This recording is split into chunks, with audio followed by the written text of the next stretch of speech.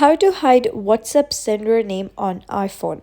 Hello guys and welcome back to the channel. In today's video, I'm going to give you a step-by-step guide on how to hide the sender's name and WhatsApp notifications on an iPhone. So what you're going to do is first of all head over to settings and then you're going to click on notifications. So once you click on notifications, you're going to select the application for which you want to hide the notification. In our case, we're going to do it for WhatsApp. So you're going to find WhatsApp in this list. So once you find WhatsApp, you can simply click on it.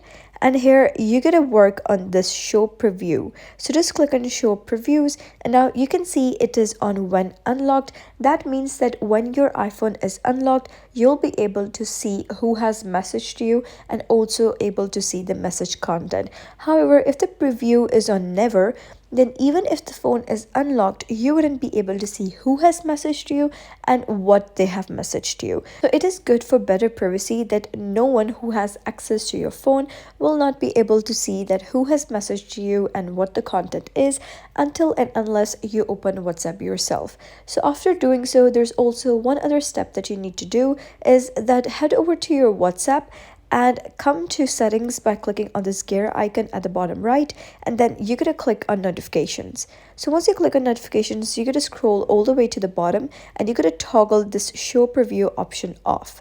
So once you turn it off, you're good to go and you wouldn't be able to see this WhatsApp sender name on iPhone.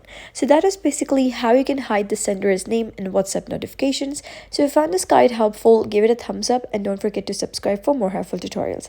I'll see you in the next video.